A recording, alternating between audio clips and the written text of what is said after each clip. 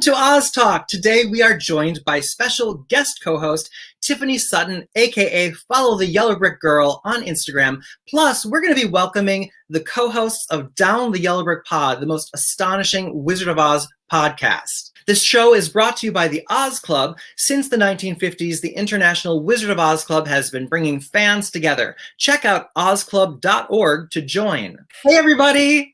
Hi. Hi. Welcome to season 2, episode 1 of Oz Talk. We made it, and let's say hello and welcome Tiffany Sutton. How's it going? Hi, thanks for having me, everyone. Tiffany, you're a brilliant content creator, huge Disney and Oz fan. You were recently featured as the face of Cakeworthy's Wizard of Oz fashion campaign. You're in Down the Yellow Brick Pod's Slipper Hood. You're an actress, model, and for those who don't know, you can explain to us what Ozbounding means. Tell us about your incredible content that you create on Instagram. One of my favorite hobbies is to Disneybound, and Disneybounding is when you take your own fashion and your own style and kind of style it towards Disney characters. It's not cosplay. It's not closet cosplay. It's basically just like color blocking and matching the color scheme of the character. So it doesn't have to be exact. You wouldn't have props or wigs or anything like that. You usually just accessorize. And Ozbounding is basically just using Disneybounding and applying it to different types of Oz characters. That's so cool. And so how did you turn being an Oz fan into becoming like a content creator on Instagram? Basically, besides Wizard of Oz, Disney is my life. And I kind of discovered like a Disneybounding community of people who were Disney nerds just like I was. And because of that, I basically wanted to do more creative things that were more geared towards my obsessions.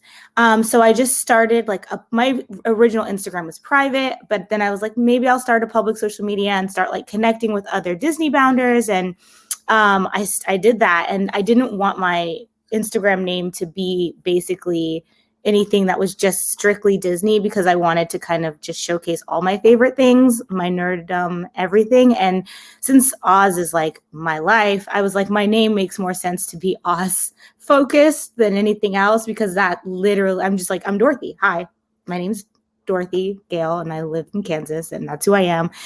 So I basically picked my name based on that. And then I just decided to do whatever I wanted on my social media. If you look at my page, it's not curated. It's not themed towards anything. I just kind of post how I feel and I express myself, and it's just a mess of all my favorite things. And I literally just share all my creative things with everyone. I was so fortunate to be invited by Tara and EmKay to join their Slipper Hood series to talk about my personal experiences with Wizard of Oz and how it's helped to shape my life. And Tiffany and Ryan are also in the sisterhood with me and the Slipper Hood with me. And it's so thrilling. So Tiffany, tell me about what your experience was like. It was really fun. Being able to connect with Tara and EmKay is like meeting best friends you've known your whole life. So it was really fun just to be able to hang out and geek out over our favorite Oz things. It's so great. Meanwhile, who's walking behind you? My husband. I don't know what he's doing, but he is just in the way. Hubby, either come join us or sit down. He's taking out the dogs. That's great. I'm like, is he getting extra work fee today? Which I learned about recently from our upcoming guests. So without further ado, because Tara was an extra on The Marvelous Mrs. Maisel she was talking about during one of the recent Down the Yellow Brick podcasts. So let's bring them in. Welcome EmKay Schrader and Tara Tagliaferro. Down the Yellow Brick Pod is an Aussie podcast that in its first 2 seasons deep dives into the original L. Frank Baum book and major films, The Wizard of Oz and The Wiz. Spawned during the quarantine height of the COVID-19 pandemic, these stay-at-home artists found comfort and inspiration in Oz, and sharing their enthusiasm for all their unpacking through a modern-day lens, they're both entertaining and enlightening and further delighting listeners everywhere. They're a shining example of Oz bringing people together. Let's welcome Tara and EmKay. Hey, how's it going? We were so happy to be here. I'm overjoyed. Thank you so much for joining us today. Oh, thank you for having us. Yeah, so I think I'll just kick off with like the question that I think a lot of Oz fans will have is, when you embarked on this journey, were you already a fan of all of Baum's books and kind of that wide, broad world like the Broadway show from 1902? Or were you primarily MGM fans? Or were you kind of a blend?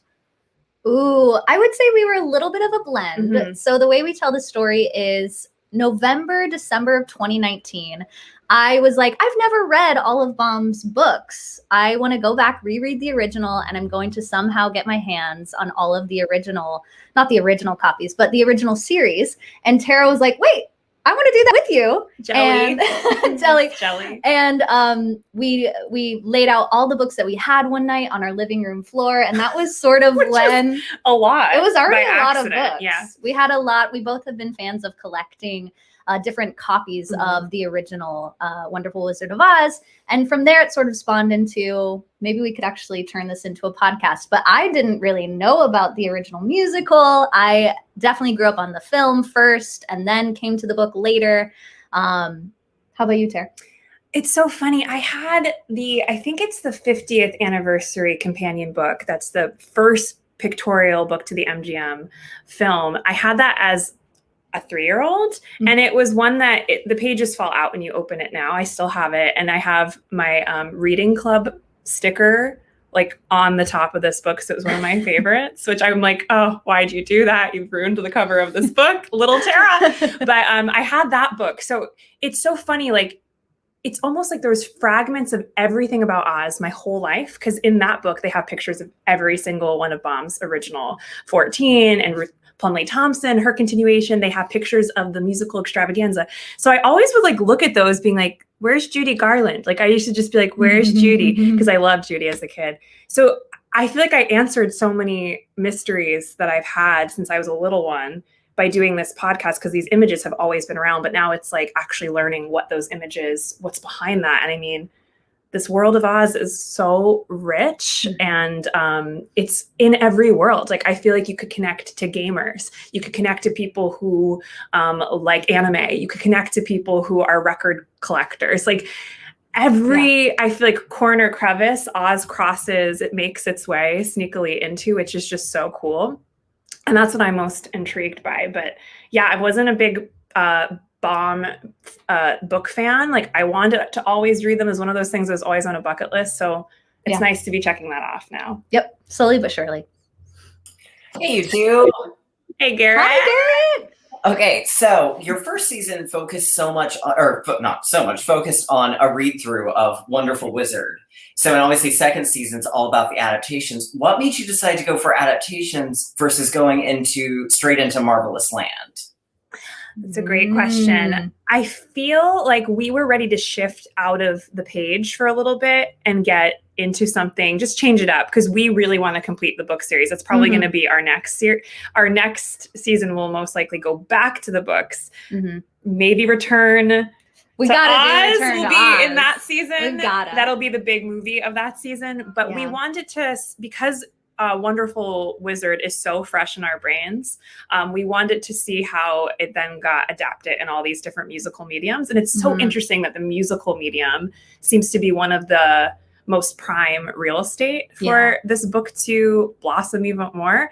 So it just felt like it was still very fresh in our brain before we continue on into Marvelous. But we have read ahead. Where are you at technically? Oh man, I just finished Patchwork Girl of Oz. She's ahead of me. So much fun, slowly but surely. That's my favorite. Isn't it the best? Yes, it's so good. Loved it. I was like, Tara, I can't wait for you to read this. I also think with the musical adaptation, since we both grew up in musical theater and that is part of our career and like the bulk of our community and our friends, that also drew us to the movie and to musical adaptations and talking to people in our Slipperhood who have played Dorothy. Yes. I also just can't wait to get into Wizard of Oz on Ice. That is like one of my...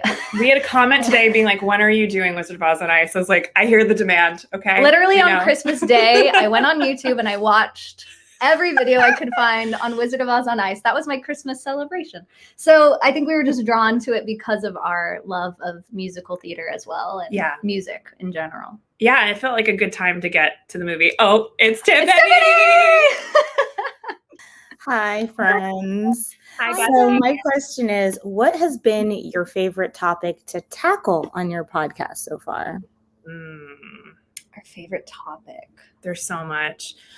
I really have loved using Oz as it feels like having like almost detective toolkit in some way, with this whole pandemic time, with having a racial reckoning, with having, I don't know, just like us seeing so many systems that are failing us, from like healthcare systems to our prison systems, like so many systems in our American society, using Oz as this framework to do that digging work, to not be afraid to be a Toto and peel back the curtain. That's been my favorite thing, to get to real conflict stuff. Because I think if we could bring something so loving, like Oz is such a spectacular world, if we can bring that to stuff that is more challenging and darker and harder to talk about, I think that's a service. And that's been, I mean, the metaphors in Oz just continue to astound me. We just finished, yesterday we did the follow-up throne room scene for the MGM film. We just recorded it. It's like 2 hours. I thought it was an hour, but like it went by so fast. It was just that scene alone, the whole ceremony of handing out these, we called it the Dollar Tree raffle bag of things that the wizard just somehow has stashed in his closet. Like he must have just gone to Emerald City, Made a little trip. Dollar General, and just has all these things. But we were astounded by how much that scene was resonating yet again with what's happening in our world and how we can process, and also like, I think, see some of the hard spots on a journey, which often you have obstacles on a journey, how to meet those with grace and generosity and like a Dorothy spirit in a way of picking yourself back up too. So yeah. I also will say I've loved, and I'm continuing to love, our Slipperhood series. yeah. I mean, obviously just getting to meet Tiffany, Tori, Ryan, getting to talk to some of our friends, people we already knew. I love podcasting, and it's a good reminder that, you know, sometimes when we're recording, it feels like it's just us, and you forget that this is going to be in someone else's ears. And that's really what makes this so special. So getting to talk to people like you, Tiffany, and everyone in our Slipperhood series, and hear about like what Oz means to you, it's just enriched our love of Oz and enriched our research and made us feel connected to this broader community. So good to see you guys again. Speaking of the movie and things you've discovered, there's all kinds of lore surrounding the making of The Wizard of Oz, the 1939 film. So my question is, what's one thing, fact versus fiction, what's one thing that you thought was a myth that turned out to be true? And what's one myth that you heard that you thought was true that turned out not to be true?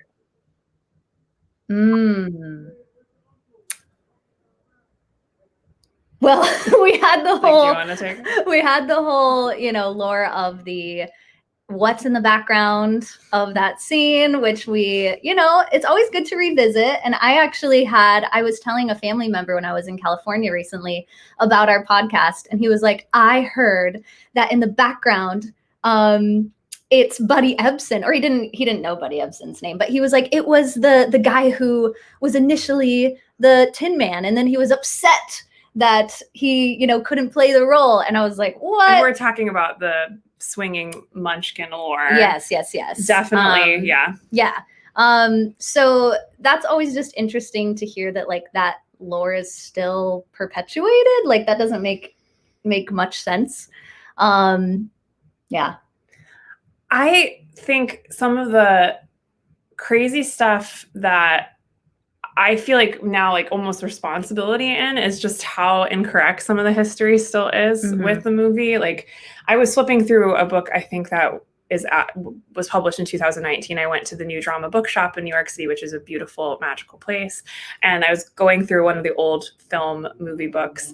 And I always go to the Wizard of Oz section. I'm like, what does this person got to say about Wizard of Oz? And like, you know, there's still the allergic reaction Buddy Ebsen mention, which I'm just like, wow, that really has to stop, because the studio got away with risking a person's life, covered it up, gaslit him, like all this stuff that, you know, they didn't have the terminology for, or the kind of support and for actors had no protection at that time. So of course, all those things, but I feel like if we're going to look back on it, we have to acknowledge that the history is incorrect. Same thing with Betty Danko, Margaret Hamilton's stunt double and her injury. I did not know it was as bad as it was. And we talk about that in greater detail on our pod.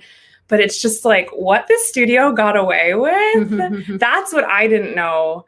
I think the movie is just so beautiful, and it's hard to look at these like darker shades in it, but they're there. And as people who are in the entertainment world, we see a lot of the industry's brutality in a way, like, or just like inhumane part of it that just, could discredit your humanity. It's so interesting to see, because this is like where it started, was in systems like MGM, and some of that still lingers today. So I know that's not really lore, but it's the movie history that it continues to blow my mind. I love that you have proclaimed yourselves as royal revisionists. And as such, what are some things that you've seen either in the text or the film that have not aged well? I loved, Tara, when you came up with new lyrics for Fireworking in the Forest. That was a highlight for me. Great. I was like, those have to change. Those are pretty bad. What would you say? Something that we have talked about is, I think we were talking about it with Tori, of the original description of Dorothy in Baum's book. It doesn't say, her race. It doesn't say a skin color. It doesn't really describe her appearance, except maybe the dress. And so we were just talking about how it would be great to see Oz just opened up to anyone could be Dorothy, anyone at all. And so I would like to see future productions or iterations of Oz kind of shift that way, because that's not really a correction in the book per se, but it was just so interesting and enlightening to go back to the text that Dorothy, she's really all of us. She could be anyone. We definitely noted how the usage of the word slave in the original book too, just being thrown around a lot. We were like, I hope that this can maybe get cleaned up, maybe in future republishings of it, use the word enslaved instead, just words that acknowledged, that's not a person's identity. And I know it's a children's book, but this is where we hear this stuff first, and we start questioning as kids. So there's things like that. Definitely, there's a lot of, in the movie, we were noticing too, like even in the wizard's speeches, just a lot of like, man, brotherhood to Lion and Scarecrow and Tin Man. And it just makes me be like, y'all, you're all here because of that girl. You know that? You're all here because of her. Right. So I would love for that to, maybe, honestly, that's a lot of truthful situations, but it stood out when we were reading that again, just like how like bro clubby that was 100% for a moment. So there's a lot of little tiny things, but I think it's in those tiny things that that's where you can make revisions. Yeah. People really won't notice, I think, Well, I just think it's really great to acknowledge it and, take space at where we are today and where we've been. And meanwhile, before we continue our interview, can we take a little musical break? Do you mind? Because out of the gate, you guys burst onto the scene with Down the Yellowbrick Pod as such polished prose. What you're uncovering and revealing about Oz is enlightening even to some of the greatest Oz historians, I think, because you're diving with such a fine-tooth comb. But also, you guys met and you come from a musical theater background and you're performers, and you're doing a Patreon where people can subscribe and get access to things like your Wizard of Oz performances. And with your permission, I'd like to show a little clip of what some Patreons receive, if I may. Yes. You may.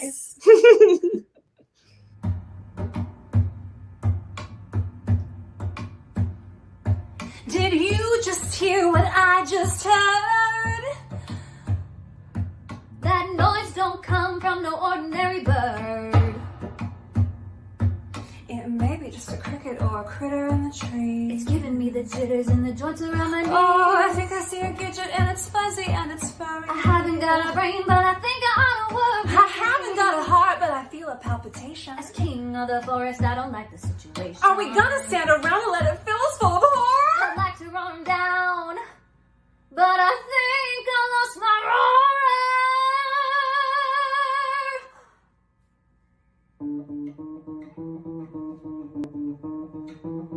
It's acoustic. That's it. Who's there? Who's there? Who's where? Beware. Who's that hiding in the treetops? It's that rascal, the jitterbug. Should you catch him buzzing around you, keep away from the jitterbug. Oh, the bats and the bees and the breeze and the trees have a terrible, horrible buzz. But the bats and the bees and the breeze and the trees couldn't deal with the jitterbug does. So be careful of that rascal. Keep away from the jitterbug. Oh, the jitter. Oh, the bug. Oh, the jitterbug, bug, bug, bug, bug, bug, woo! And the Twitter. And the crows, oh, the critters got me dancing on 1,000 toes. That she blows. Who's that hiding? The treetops. It's that rascal, the jitterbug. Should you catch him buzzing around you, away from the jitterbug. Jitterbug, jitterbug, jitterbug, jitterbug,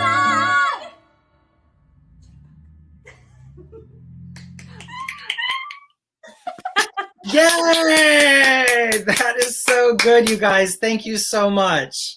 You're so welcome. Thanks for playing it. Yeah, thank you We had for a lot of showing it. fun.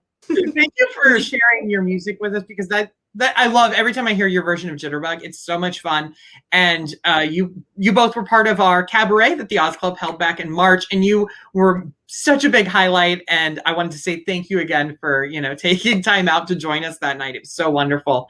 And so diving back into questions, let's look ahead a little bit. So what are your long-term goals for the podcast? Are there episodes that you're so super jazzed for that you haven't gotten around to making yet, that they're like in the back of your head, like your dream episodes?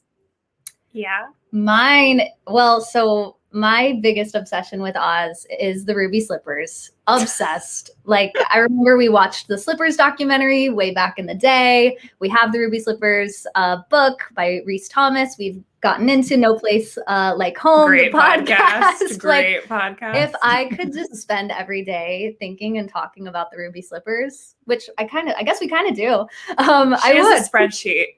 I want to create I'm on it, y'all. So we have not really fully dove into that timeline and the history just yet. So I think that's definitely on the horizon for sure. I can't wait.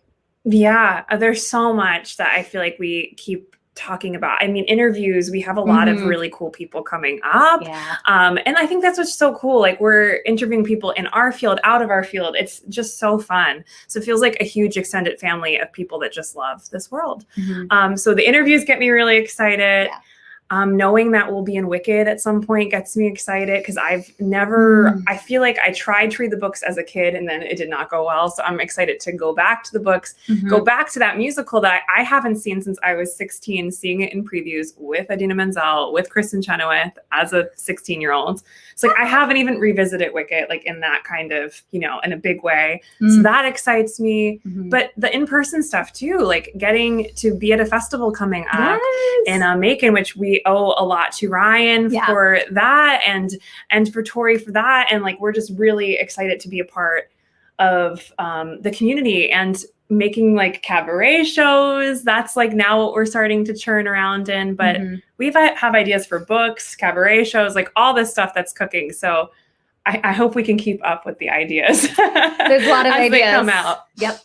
So my question, and this, I hope doesn't come off as loaded as I think it potentially might, sort of, but what does Oz mean for y'all? Oh, I love it. The best question. I feel like it's resilience in some way. It's it's this seeing all people, seeing that there's many different ways to exist in this world, and you can live side by side with them, which I think Oz is, they have their struggles too, but they're trying to do, maybe without some bad witches getting involved, but they're really trying to embrace all the oddities of being a human in their world that maybe you don't die in. We're very confused on that still. Like, I don't know, do you die here? I don't know. Okay, great. Cool. Glad we're on the same page. Do we die? I don't know. We get, what is it? What is the word? Vanquished? Vanquish. Wait, vanquish. We Vanquish. vanquish in Oz, but we don't die. But yeah, I just love the color it brings to my life. Mm-hmm. Yes, I echo those words. To me, Oz has always felt like a connection to my most childlike self, who grew up just like spending hours and hours in my room reading fairy tales and reading children's literature. So it's full permission to dive back into that world. And I think when I was talking about the ruby slippers recently, or maybe just sparkles in general, because they're so, like, sparkles are definitely a part of Oz. Sparkles and putting on rainbow earrings and fun eyeshadow makes me feel like I can feel sparkly inside. Like having the sparkles outside, like even looking at Tiffany's roller skates that she made, like that gives me permission to feel sparkly inside. Ruby red. Anytime you post a video of you roller skating, I'm like, just squealing inside. And Oz does that. Oz brings that out. And I totally echo your words of Oz just feels like a place for everyone, a place where I'm reminded to. We were talking with one of our Slipperhood guests recently about how awesome it is that when Dorothy meets the Scarecrow, she's not like, whoa, a talking Scarecrow. She's You're just weird. like, Yeah. welcome, we're friends now. And I want to be like Dorothy in that way. And I feel like Oz is all about that. So. Wow, that's okay. I love that. Okay, so my question is, and I guess it could be Oz related, but it might not be Oz related, but it's what's your number one dream, like, destination to travel to? Oh, dream destination. I mean, in the Oz world, I would go with Land of Oz for sure. There's so many places that I want to go to. We are going to make, for our Patreons, we're going to make like a map of different road trip possibilities within the Oz things to see, which I will be like a bucket list for us because we have a lot to still see. Yeah. But I guess in my dream place in like, I mean, I love Italy so much. I could live in Italy. I love Italy and France, like by the Mediterranean. That's it for me. Yeah.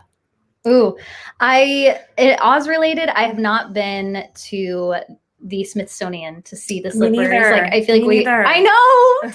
Okay, so you come visit me. I know. You know that's like where I'm from, so you come stay at my house. Yes.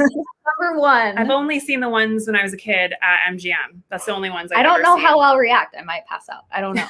Smelling salts.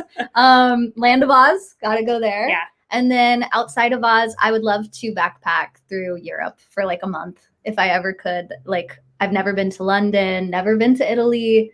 I would love to do that. Yes. There it is. There's Land of Oz. Take us there. Take us there. We're going to make it happen. Well, it was magical, first of all.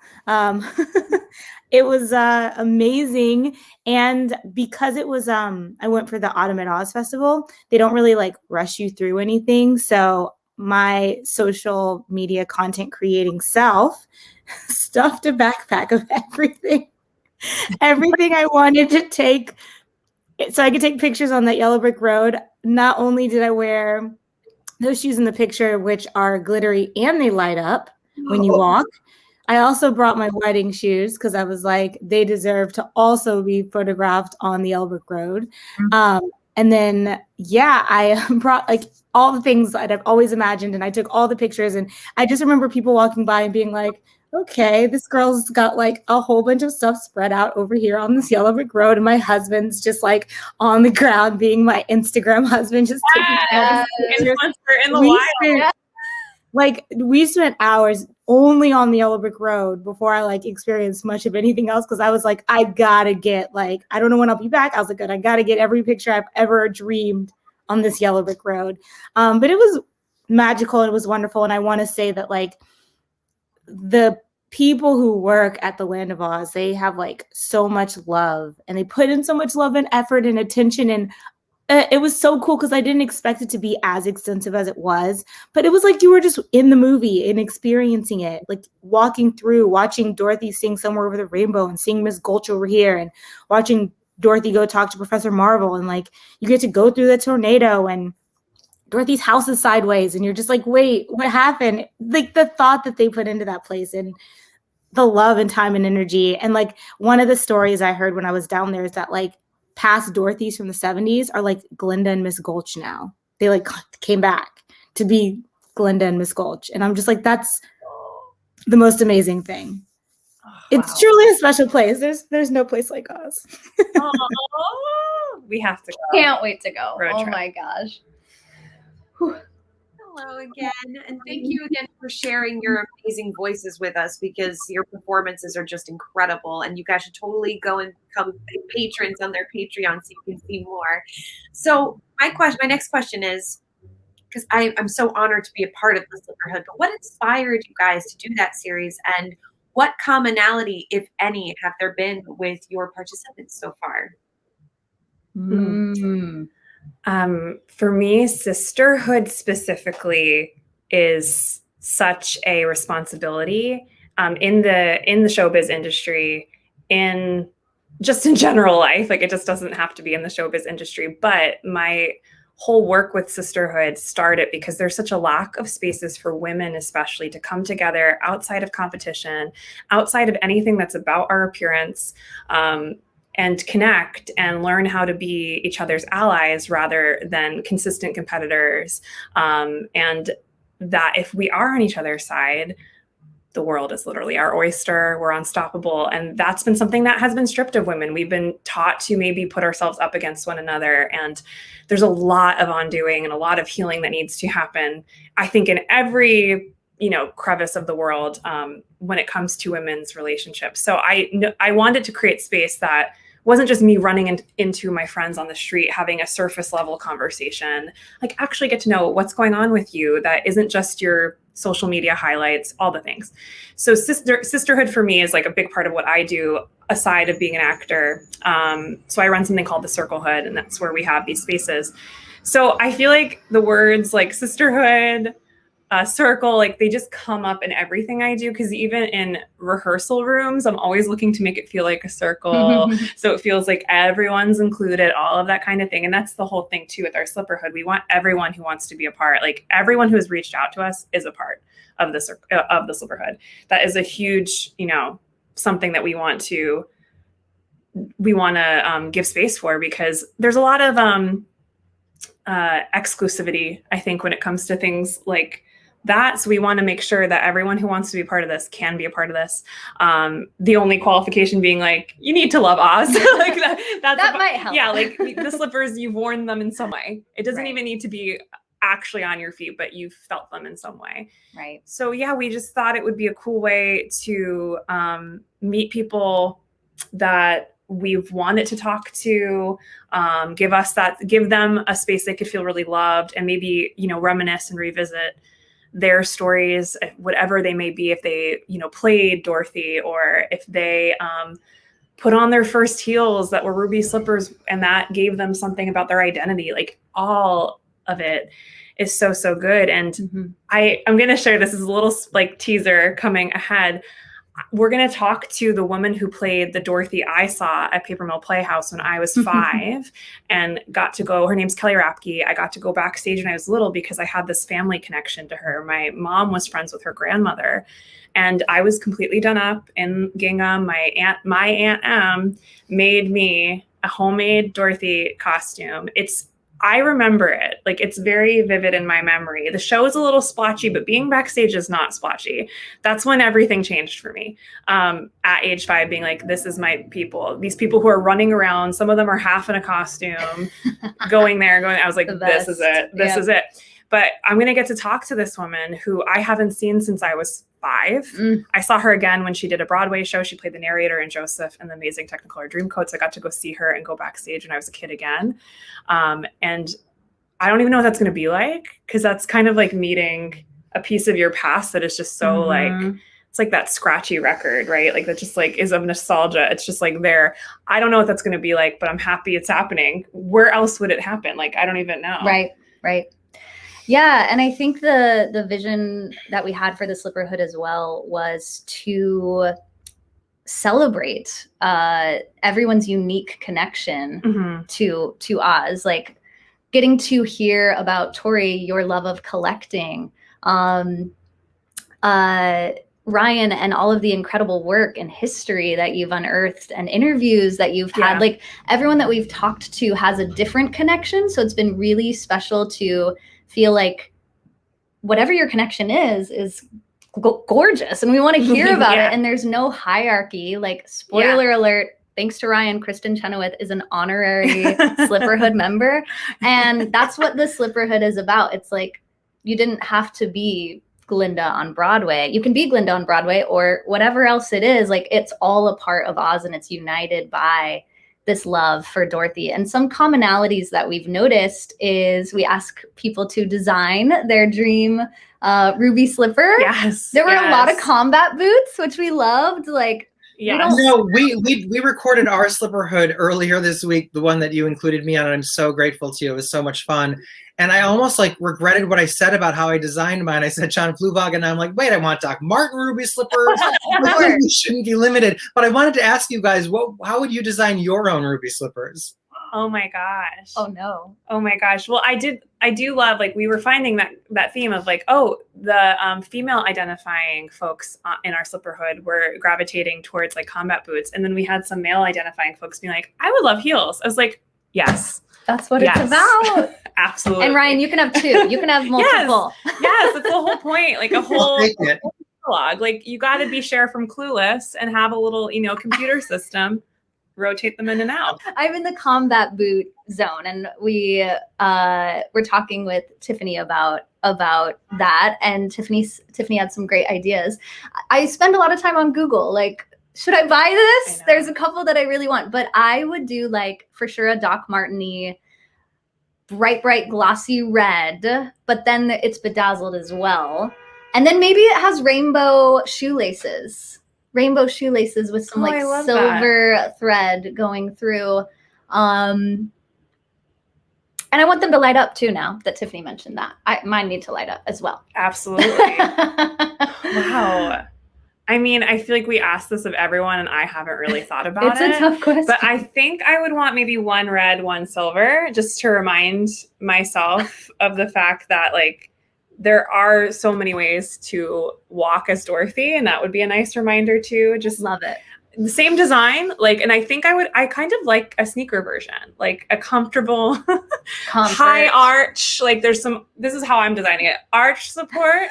My foot can breathe. Like we're not looking at heels today, but yeah, that feels really good. Like having two really cool sparkly sneakers of silver and ruby red. Yeah. And if I could add one thing to mine, because now you're getting my imagination. Yeah, there you go. Mm-hmm. On the like bottom, I want one to have like an outline of California and one to have an outline of New York. Oh, that's beautiful. My two homes. That's beautiful. I like your idea of like you can have both. You can have both. Yeah. I can do both. I can do both. Charge your call. You guys are amazing. On behalf of all of us, thank you so much for joining us today. You do such fantastic work. I can't rave enough about Down the Yellow Brick Pod. I literally listen to them on the days they come out. It's revolutionized the way that I drive because I used to listen to music. Now I listen to you guys. It's really great. So anyone that is not, please go and find where podcasts are available. Sign up and subscribe to Down the Yellow Brick Pod. Join their Patreon. It is worth it. And I just like to give a quick shout out before we wrap. First of all, also, again, I want to thank Tiffany Sutton for joining us as a special guest co-host today. You are amazing. I love you so much. Tiffany, similar to what you were saying about when you chatted with Tara EmKay, when you and I got on the phone, I was like insta best friend. Right. It's so good to talk forever. If you don't follow her, please go to Instagram and follow the Yellow Brick Girl, like and share. And she's got the greatest stuff too. And she breaks news and things too. It's so much fun. And we are all of us here are going to be live performing and presenting in Macon, Missouri at the Gingham Gala Friday evening, August 27th. And then for Wizard of Oz Days, August 28th, at the Macon County Expo Center. Thanks to Jack Bishop for bringing us all in. Tori and I are co-hosting with Toto. Zoe and her amazing Spirit of Oz cast of characters will be performing, singing, and dancing, available for photo ops. They always steal the show. And they're also going to have some competition this year with Tara and EmKay, who will be performing and presenting. We've got Tiffany presenting. We're all going to do some production numbers all together and stuff. So check out Wizard of Oz Days. The Gingham Gala has tickets available on Eventbrite and the rest of it. But before we say our final goodbyes, I do want to throw it over to Zoe to tell everybody about how to join the Oz Club. Yeah. Joining the Oz Club is as simple as a few clicks of the button. So if you've got your phone, something right in front of you, just visit ozclub.org. Click join now, and it's as easy as that. You'll just enter a little information, and in a few weeks, you'll be getting your own copies of the Bomb Bugle delivered directly to your door. And if you are into meeting more Oz fans like you've seen here on our show today, you'll want to check out ozconvention.org. We've got not only the national convention coming up in a virtual format in August, but we also have a special presentation, the Oz Clubhouse Night, which will be happening on July 10th, where you can come and hear from Oz creatives about their creative projects that have to do with the world of Oz, and you can share your own. Thank you, everybody.